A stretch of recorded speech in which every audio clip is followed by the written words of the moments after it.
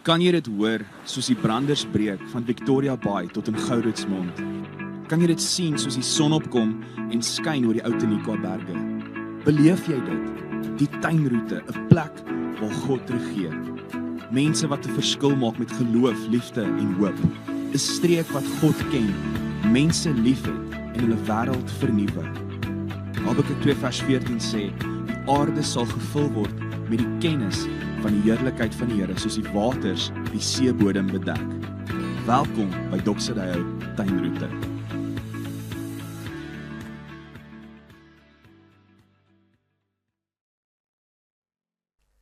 Goeiedag vriende, baie welkom by Doxydeo Tuinroete se aanlyn boodskap.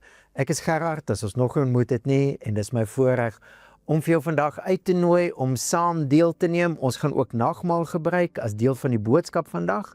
Miskien wil jy dan die video pause en gou nagmaal elemente gaan kry. As jy dit wil doen, doen dit gerus. Ons gaan saam bid en dan gaan ons induik in vandag se boodskap in. Kom ons bid saam. Hemelse Vader, dankie vir die voorreg wat ons het om tyd eenkant te sit. Dankie vir u teenwoordigheid, u betrokkenheid, u liefde. En Here, dankie dat ons as 'n gemeente ook op pad kan wees. Om deur u geleer te word en deur u gees gevorm te word, om al hoe meer 'n uitdrukking van u liefde in hierdie wêreld te wees. Ons bid dat u vandag ons saamwees ook sal seën en sal gebruik vir u eer en die uitbreiding van u koninkryk. Ons bid dit in Jesus se naam. Amen. So dit is week 4 in ons preekreeks wat ons noem Wanneer Liefde Werk, WLW. En natuurlik praat ons oor God se liefde, né? God wat sy liefde aan ons bewys. Ons hoef nie te wonder nie, ons hoef nie te twyfel nie. Ja, ons gaan deur tye van twyfel. Maar ons kan altyd teruggaan na die bewys van God se liefde. Ons het dit in Romeine 5 vers 8 gehoor, reg aan die begin van hierdie reeks. God bewys egter sy liefde vir ons daarin, dat Christus vir ons gesterf het toe ons nog sondaars was. Maar hierdie reeks fokus ons nie net op dit wat God se liefde vir ons gedoen het nie, die werk wat hy vir ons gedoen het. En hierdie reeks het ons daarop gefokus dat hierdie liefde van God het nou 'n samewerking met die Heilige Gees geword. Wanneer liefde werk, is God se liefde wat nou deur die inwoning en werking van die Heilige Gees in ons 'n samewerking word. Dis wat ons hoor in die seën wat Paulus skryf reg aan die einde van die 2 Korintiërs briewe, 2 Korintiërs 13 vers 13. Die genade van die Here Jesus Christus en die liefde van God. Hoe weet ons dat God liefde is? Die enigste God wat bestaan, die skepper van hemel en aarde. Hoe weet ons dat hy liefde is en ons liefhet? Deur die genade van die Here Jesus Christus, God wat self mens geword het. Maar daardie liefde, die genade van die Here Jesus Christus en die liefde van God en die gemeenskap van die Heilige Gees bly met julle almal. Gemeenskap, koinonia, participation, partnership, die vennootskap van die Heilige Gees, die samewerking, die liefde van God. Wanneer liefde werk, God se liefde, is nou 'n samewerking van die Heilige Gees en ons. En vandag gaan ons so 'n bietjie gesels oor nagmaal en hoe nagmaal juis 'n saamwerk met die Heilige Gees is. Dis 'n baie spesiale ete wat Jesus natuurlik vir ons gegee het om te doen. Judas 1 noem dit die agape maaltyd. Dis so 'n spesiale maaltyd dat dit sy eie naam het. Die agape, die liefdesmaal. Ons noem dit 'n sakrament, 'n spesiale ete wat Jesus vir ons gegee het om te doen as 'n gemeente. Natuurlik doen ons baie dinge as 'n gemeente, né? Ons sing, ons aanbid, ons bid, ons luister na die woord, ons kuier, ons het gemeenskap. Al hierdie dinge kan ons of direk of miskien bietjie met 'n draai na Jesus toe terug herlei. Maar hierdie ete is een van die spesiale dinge dwars deur die eeue. En dis hoekom ons dit 'n sakrament noem, wat Jesus vir ons gegee het as gemeente om saam te doen.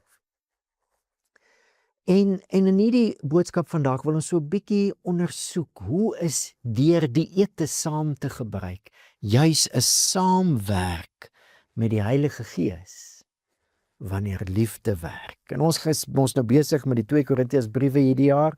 Ons gaan saam lees uit 1 Korintiërs 11 uit een van die bekendste gedeeltes wat Paulus skryf oor die nagmaal. Ons lees van vers 23 af. Ek het van die Here ontvang wat ek ook aan julle oorgelewer het. Nou, ons weet nie mooi hoe Paulus presies dit van die Here ontvang het nie. Was dit 'n direkte openbaring van Jesus wat hy aan hom gewys het, dit wat daai aand gebeur het?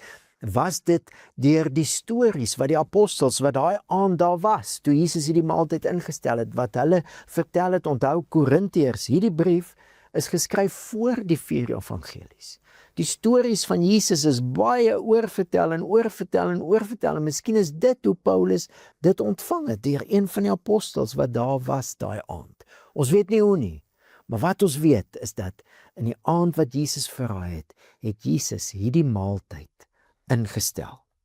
Paulus skryf dit. Die Here Jesus het in die nag waarin hy verraai is, brood geneem, en nadat hy die seëngebed uitgespreek het, het hy dit gebreek en gesê, dit is my liggaam ter wille van julle. Doen dit om my in herinnering te bring.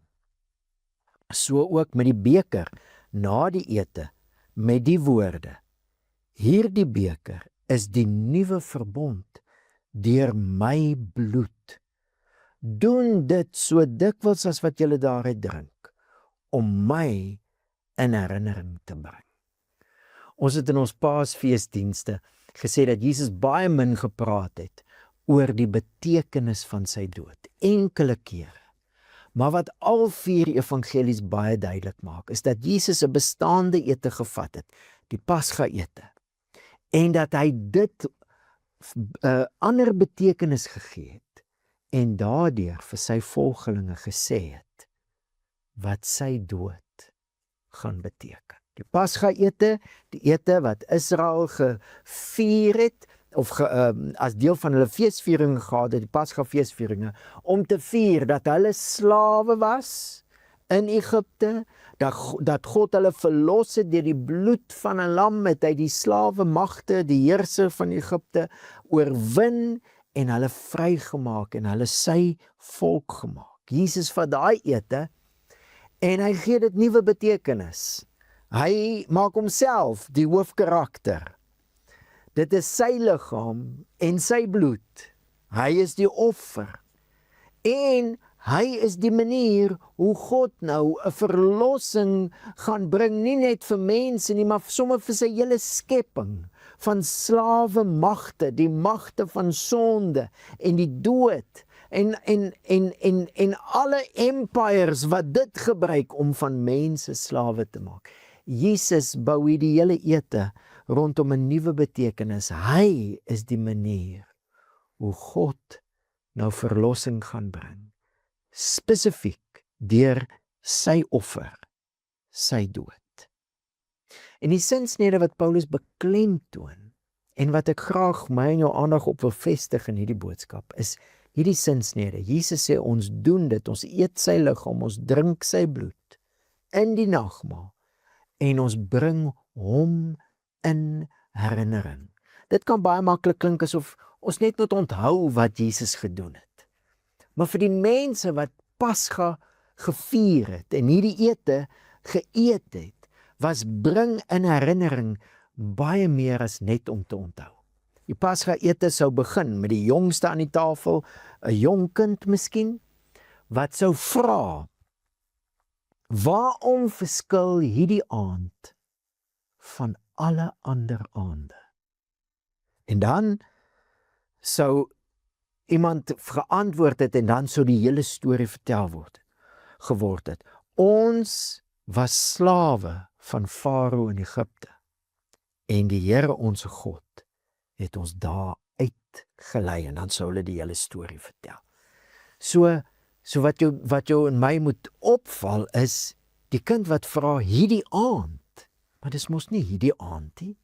In die tyd wat Jesus hierdie fees gevier het as kind en later as volwassene en nou hierdie fees nuwe betekenis gee, was dit al honderde jare na daai aand. En ons was slawe. Nee, dit was nie die mense wat die fees gevier het wat die slawe was nie. Dit was hulle voorouers se voorouers se honderde geslagte terug. So om in herinnering te bring vir die mense wat die Pasga gevier het, was baie meer as om net te onthou. Dit was asof tyd verdwyn. En dit was daai aand. Daai aand is nou. En ons is daai mense. So die een element wat Paulus uitlig, en dis 'n samewerking met die Heilige Gees. Wanneer ek en jy die brood eet en die wyn drink, op 'n manier verdwyn tyd.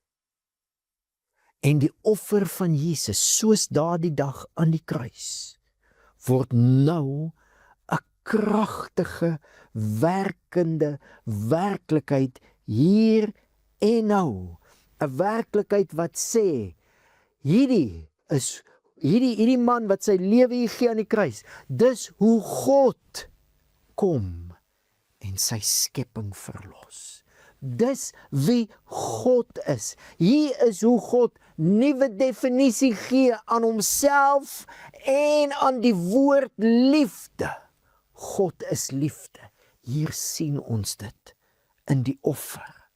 En ons is daai mense.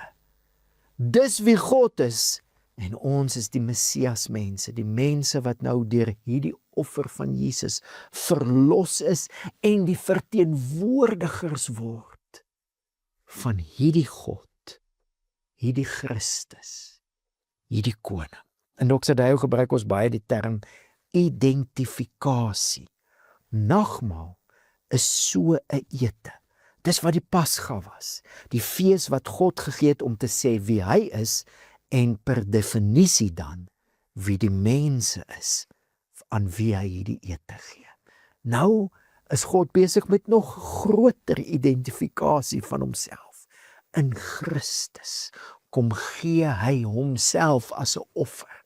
Dis die enigste God wat bestaan. Die God wat sy liefde bewys, identifikasie van God. En in daai ete sien ons, werk hierdie offer van God in ons. Ons eet en drink fisies die liefde van God in Christus deur hierdie nagmaal. Natuurlik is dit deur die werking van die Heilige Gees, né? En as ons praat oor die werking van die Heilige Gees, het ons nou al 100 keer gesê, daar's 'n misterie, ook in die nagmaal, hoe die Gees juis hierdie brood en hierdie druiwesap of wyn vat, en ons voed met wie God is. En omdat dit is wie God is, by hierdie ete, is dit ook ons identifikasie. Dis 'n oomblik van identifikasie. Hier is wie ons is. Ons is die Messias mense.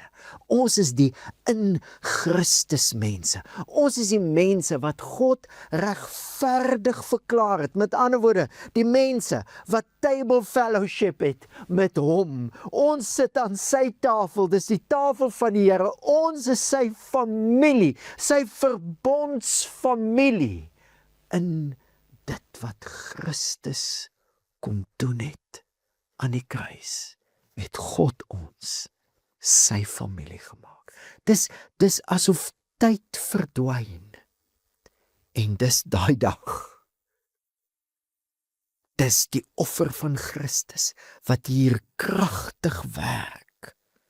Ek kan dit nie verklaar nie, maar vriende, kom ons sê dit vir mekaar. Daar's baie dinge wat ek nie kan verklaar en jy nie kan verklaar nie, maar ons trek elke dag die voordeel daarvan. Ons gebruik dit in 'n vrykos lewens. Iemand stuur nou vir my 'n WhatsApp of 'n e-mail uit Australië, onmiddellik het ek dit op my foon of op my rekenaar. Ek kan nie verklaar hoe daai radiogolwe werk. Ek weet nie of dit radiogolwe is nie. Ek kan dit nie verklaar nie, maar ek lewe elke dag met daai realiteit.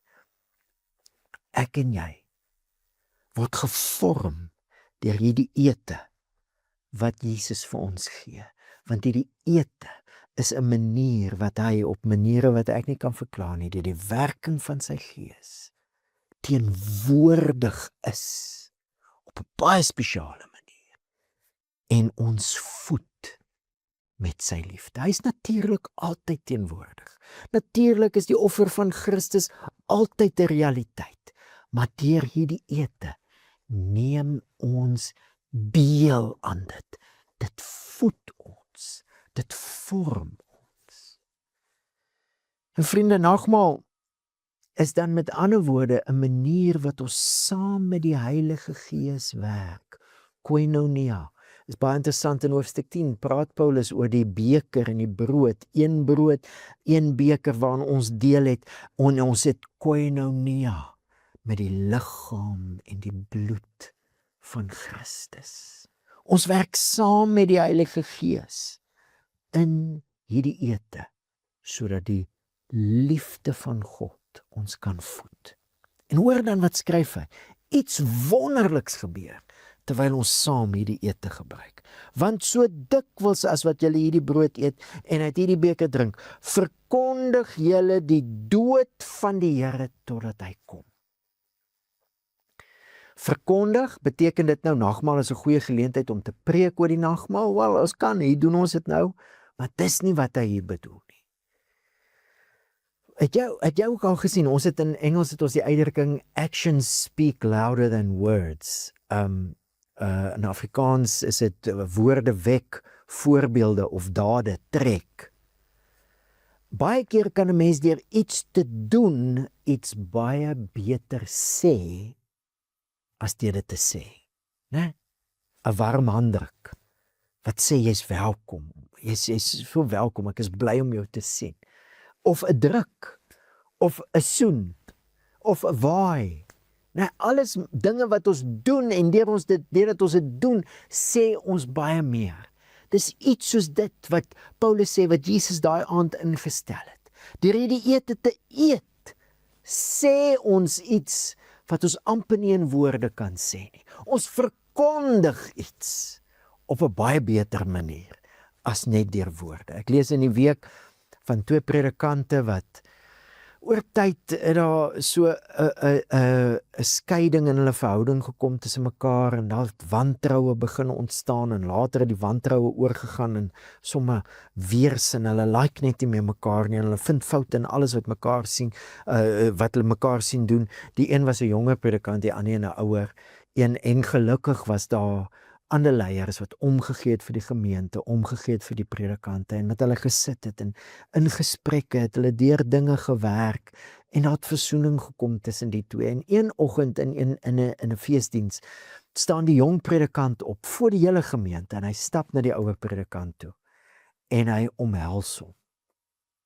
En hulle het verlang net so gestaan. En hulle hoef niks daarna te gesê het nie. Want dit wat hy gedoen het alles gesê wat nodig is. Paulus sê so iets gebeur in hierdie ete wat Jesus ingestel het. Ons sê dinge deur dit te doen. Ons sê, ons verkondig. En verkondig is iets soos 'n publieke aankondiging. As Paulus byvoorbeeld in die sinagoge die mense vertel oor Jesus, ons lees daarvan in Handelinge 17 vers 3, dan sê hy, of met die Jode praat althans oor Jesus, dan sê hy vir hulle, hierdie Christus is Jesus wat ek aan julle verkondig. Dis 'n publieke aankondiging. Wat sê Paulus nou?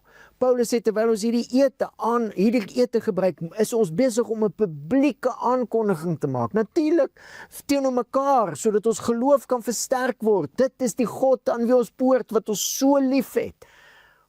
Maar dit is nie net teenoor mekaar nie. Dis 'n publieke aankondiging. Op 'n manier wat ek en jy nie kan verklaar nie, soos radiogolwe. Terwyl ons hierdie ete eet, word daar 'n aankondiging gemaak hier in die tuinroete. 'n aankondiging waaroor? Wanneer julle die ete eet, verkondig julle die dood van die Here totdat hy kom. Daai deel het my nou gepla hierdie week, want hoekom sal ons die dood van die Here wil verkondig as 'n publieke aankondiging? Here beteken mos nou letterlik heerser. Dis iemand met gesag. Slawe het here gehad. Caesar is Lord was een van die leses van die Romeinse Ryk. As 'n God 'n heer genoem word, Here genoem word, dat jy die God se gesag erken. Dis 'n titel van gesag. Hoekom sal ons die dood van Jesus as die een met gesag wil aankondig? En hier moet ons weer teruggaan na die ete toe, wat Jesus gebruik het om sy dood te verduidelik. Onthou jy die ete wat ingestel is, die Pasga, was ingestel omdat God die bloed van 'n lammetjie, die magte wat van mense slawe gemaak het, oorwin het. Dis die betekenis van Jesus se dood. Dis die oorwinning van die koning. En ons sien dit reg deur die Nuwe Testament. Dis aan die kruis wat Jesus die magte en owerhede, dit wat van mense en selfs die hele skepping slawe maak, sonde en die dood, dis aan die kruis wat Jesus daai magte van hulle mag gestroop het, wat hy oorwin het. So wanneer ons verkondig met hierdie ete die dood van die Here, verkondig ons eintlik die oorwinning van die koning totdat hy kom. 'n Aankondiging wat soos radiogolwe deur die hele gebied gaan.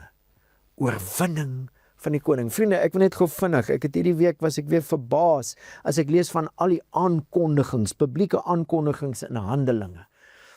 Handelinge 1 begin met Jesus wat vir 40 dae vir mense wys dat hy lewe. Waaroor praat hy met hulle? Waaroor praat jy as jy uit die dood uit opgestaan het? Hoor wat sê Handelinge 1. Toe hy oor 'n tydperk van 40 dae aan hulle verskyn en met hulle oor die sake van die koninkryk van God gepraat het. En dan sê Handelinge nogal, hy het dit deur die Heilige Gees gedoen. Hy het deur die Heilige Gees aan die apostels opdragte gegee. Om saam met die Heilige Gees te werk, ook in die nagmaal, is om te glo in die goeie nuus dat Jesus koning is, dat hy die oorwinning behaal het en dat God se koninkryk nou begin het hier op aarde soos in die hemel. As dit is wie hy is, identifikasie, dan is dit nou ook wie ons is. Familie op missie. Die missie van God se koninkryk. En so kan jy dwars die handeling gaan. Handelinge 2, die eerste preek oor Jesus na die uitstorting van die Heilige Gees, sê Paulus, laat die hele huis van Petrus, die hele huis van Israel weet, God het hierdie Jesus wat julle gekruisig het. Here, ons het nou net gesels oor daai titel, en Christus gemaak. Christus, die gesalfde koning. Handelinge 3, op die manier het God in vervulling laat gaan wat hy vroeër by monde van al sy profete aangekondig het, naamlik dat sy Christus sou ly. God se Christus, God se gesalfde koning. Niemand het gedink dat die Christus wat van God afkom gaan ly nie, maar dit is hoe die gesalfde koning die beslissende oorwinning behaal het en 'n nuwe heerskappy begin het op aarde soos in die hemel. God se koninkryk. So kan jy aangaan. Handelinge 4, bid die eerste gemeente, Psalm 2, die psalm wat gaan oor Jahwe en sy gesalfde koning. Handelinge 8, Filippus het in die stad van Samaria gegaan en die Christus aan hulle verkondig. Lukas brei uit oor daai verkondiging van die evangelie, 'n paar verse verder, maar toe Filippus se verkondiging van die, maar toe hulle Filippus se verkondiging van die evangelie van die koninkryk van God en die naam van Jesus Christus glo, is mans sowel as vrouens gedoop. Wanneer ons nagmaal gebruik, verkondig ons dat Jesus die Here is en dat hy deur sy dood die beslissende oorwinning behaal het. En ons hou aan om dit aan te kondig totdat hy kom. So hoe werk ek en jy saam met die Heilige Gees in nagmaal? Ons glo die evangelie. Ons glo die goeie nuus dat Jesus koning is. Ons tema laas jaar, His glory, our story. Jesus se koningskap, die gesalfde koning, sy heerskappy en sy teenwoordigheid, sy heerlikheid, definieer ons menswees. Hy is koning, ons is familie, sy familie, op missie. Hoe werk ons saam met die Heilige Gees in die nagmaal? Ons glo terwyl ons eet en drink, word daar 'n aankondiging gemaak soos radiogolwe. En wanneer ons dan uitgaan op die missie, is daar klare aankondiging. Al wil mense dit nie herken nie. Jesus is koning, ook hier in die tuinroete. Maar daar's nog 'n manier, en ons sien dit in die issue wat Paulus met die Korintiërs het. Daar's nog 'n baie belangrike manier hoe ons saam met die Heilige Gees werk in nagmaal.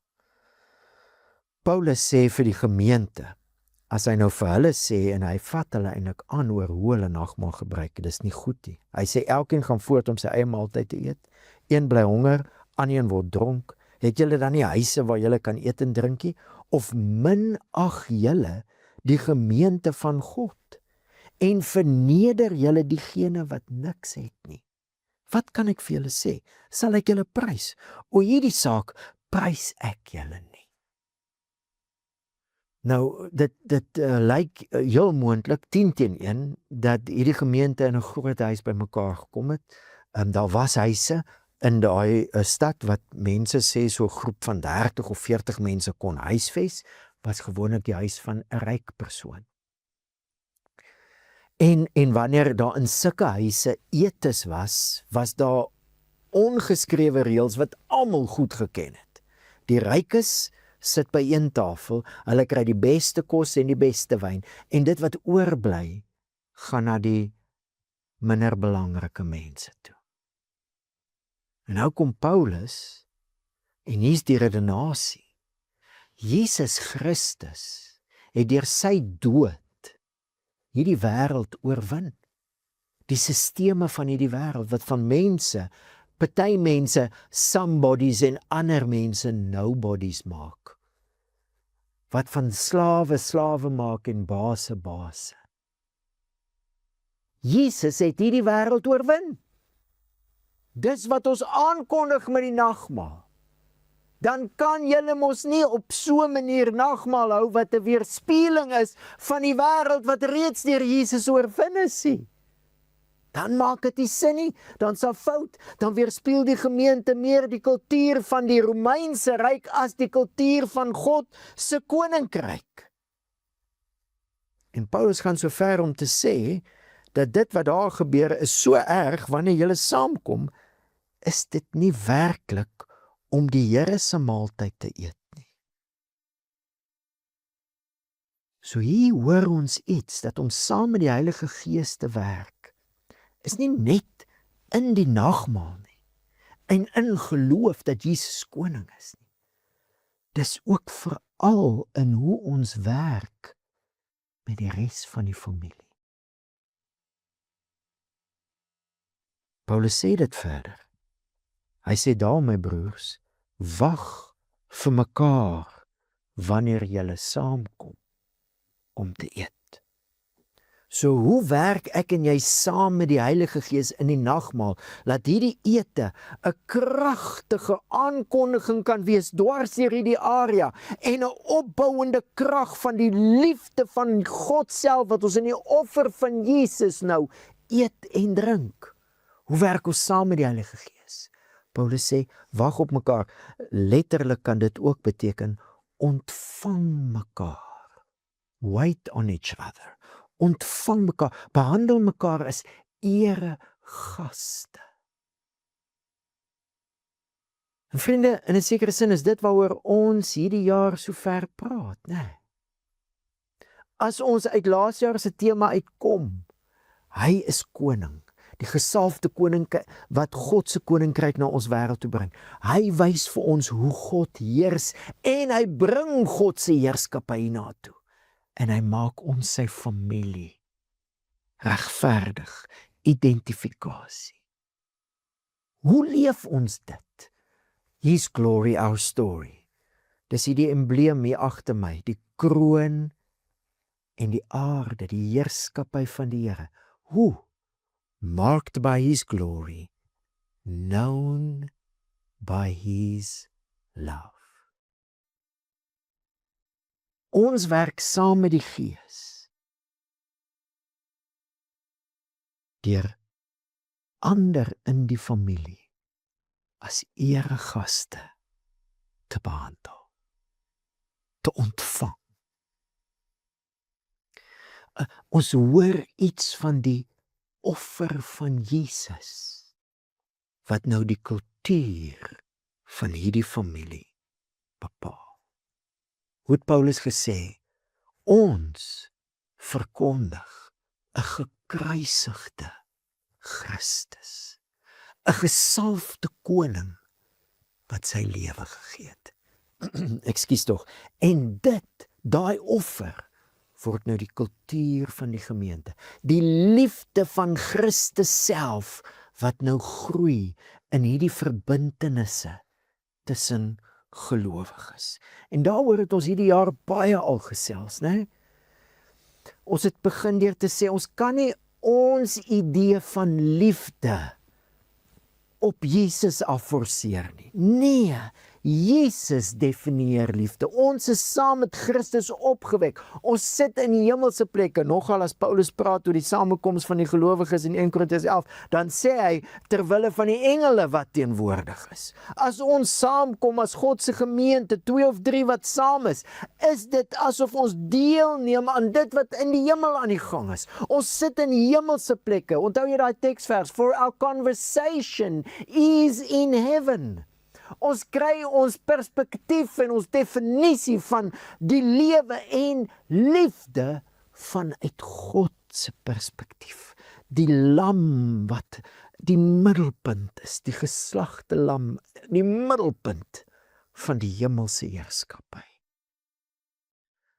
En onthou jy hoe Johannes Jesus beskryf het, vol genade en waarheid. Ons het gepraat hieroor, genade, waarheid, geregtigheid, al drie saam, God se liefde. So hoe werk ek saam met die Heilige Gees, dat die nagmaal 'n ete kan wees wat 'n kragtige aankondiging maak en 'n kragtige voeding is vir die liggaam. Ek werk saam met ander gelowiges, saam met die Gees, dat die liefde van Christus hier kan groei. Dis 'n proses. Inwording is hoe ons daaroor gesels het. Dis 'n proses van groei. Die maatstaf van volwassenheid is nie gawes nie, is nie kennis nie. Dis die liefde onder gelowiges. So Jesus sê, aan die liefde wat julle vir mekaar het, sal die wêreld weet. Hoe maak ons die nagmaal? Hoe werk ons saam met die Gees, dat die nagmaal iets kan wees wat Christene, wat gelowiges opbou, en wat kragtig aankondig, daar's 'n ander koning. Ons bou aan die verhoudinge, die verbintenisse tussen gelowiges. Ons bou dat die liefde van Christus kan groei. Genade, waarheid, geregtigheid. Ons het hieroor gesels in hierdie reeks so ver, wanneer liefde werk, ons samewerking met die Heilige Gees, is 'n openhartige verbintenis met ander gelowiges. Ons werk daaraan. Ons werk saam met die Gees om te groei, dat maskers kan afkom, dat gelowiges kan tell it like it is, dat gelowiges hulle time, treasures, talents tot beskikking van die Heilige Gees stel en sê, gebruik my om die liggaam op te bou. Alles saamgevat. Paulus sê, as ons die nagmaal gebruik, moet ons die liggaam van Christus onderskei. Ons verbintenisse aan mekaar en die groei in daai verbintenisse in diensbaarheid, die groei in openhartigheid, die groei in waar ons mekaar opbou, dis hoe ons saam met die Heilige Gees werk, sodat die nagmaal 'n ete kan wees, waar die liggaam van die Christus aan die een kant voed met Christus se liefdevolle teenwoordigheid. En aan die ander kant, wat dwars deur die tuinroete 'n aankondiging maak. Daar's 'n ander heerskappy, Jesus Christus is die Here. So vriende, miskien is dit ook dan die ideale geleentheid om by nagmaal, soos Paulus sê, onsself te ondersoek. Laat elkeen homself ondersoek en daarvolgens van die brood eet en uit die beker drink. Kan ek net gou 'n opmerking oor dit maak? Ek het groot geword in 'n gemeente waar om jouself te ondersoek as jy kyk na, jy weet, is daar sonde in jou lewe en dis nie verkeerd nie, maar dis nie waaroor hierdie hele stuk gaan nie. Die hele stuk gaan om nie by jouself te begin nie. Dis nie 'n geestelike heilige navel gazing nie, binne toe kyk nie. Dis juis om buitentoe te kyk. Ondersoek jouself. Hoe gaan dit met jou geloof dat Jesus die Here is? Die evangelie, dat Jesus God se koninkryk hiernatoe gebring het, dat jy nou ingesluit is in die familie wat op daai missie is. Hoe gaan dit met jou geloof in Christus as die Here? Hoe gaan dit in jou verbintenisse met ander gelowiges? Hoe gaan dit met jou wat jy ander ontvang as eregaste, hulle dien, bou aan openhartige verhoudings sodat ons kan groei as die liggaam van Christus en al hoe meer Christus uitbeeld. Onthou jy die idee van die standbeelde? Uitbeeld in hierdie omgewing sodat die wêreld kan weet dat Jesus koning is. Hoe gaan dit in jou diensbaarheid? Hoe gaan dit in jou commitment teenoor groepe, teenoor ander gelowiges, sodat jy kan opbou saam met die Heilige Gees. So miskien kan ek jou 'n geleentheid gee voordat ons saam nagmaal gebruik om net te ondersoek. Onthou, die nagmaal is nooit 'n hands off nie. Dis 'n tafel met die banier. Is welkom, almal welkom. En as daar dinge is in jou geloof in Christus wat jy moet bring na die nagmaaltafel toe, dan is dit wat jy doen. Here, help my, identifikasie, help my om net weer my perspektief reg te kry, dis wie ek is, dis wie U is, en ek is in eenheid met U, vir hierdie missie van God se koninkryk. En as daar foute is in jou diensbaarheid, in jou gee van jouself, jou verbintenis aan ander gelowiges, bring dit na die tafel toe en eet en drink dan. En dis hoe ons onsself gee ook aan die tafel, waar ons vier hoe Jesus homself vir ons gegee het en nog steeds deur sy Gees aan ons gee. So ons gaan saam bid en as jy dan nog 'n paar oomblikke moet vat, doen dit gerus en dan gebruik ons saam die nagmaal. Hemelse Vader, dankie vir hierdie ete.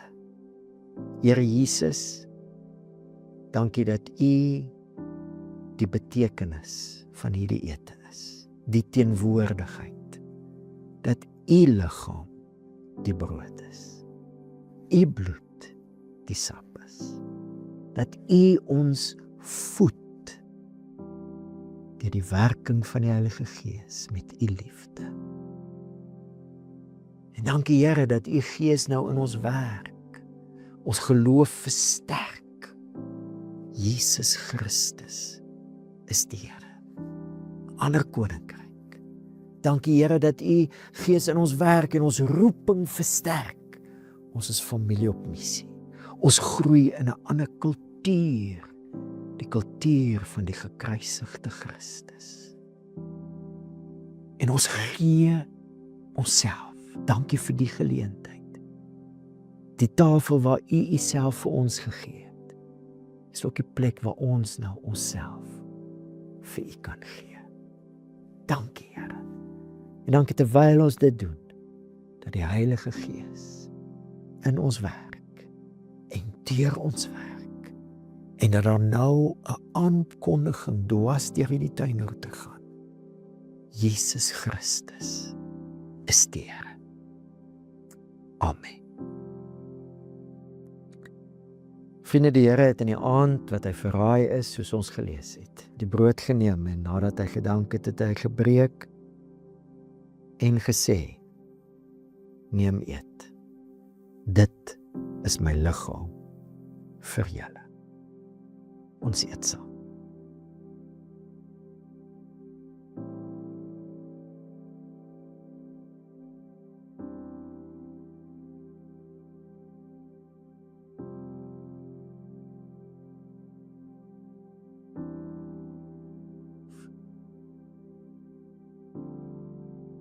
Daarna het hy die beker geneem. En dan het hy gedank, het hy gesê, dit is my bloed. Bloed van 'n nuwe verbond. Drink dit. Tot my gedagtenis, ons drink saam.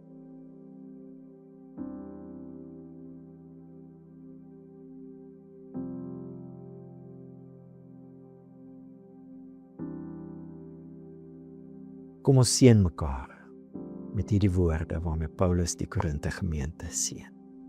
Die genade van die Here Jesus Christus en die liefde van God en die gemeenskap van die Heilige Gees bly by julle.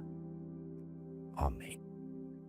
Het was 'n voorreg om so saam met jou te wees en ons gaan volgende week begin met 'n reeks oor verhoudinge.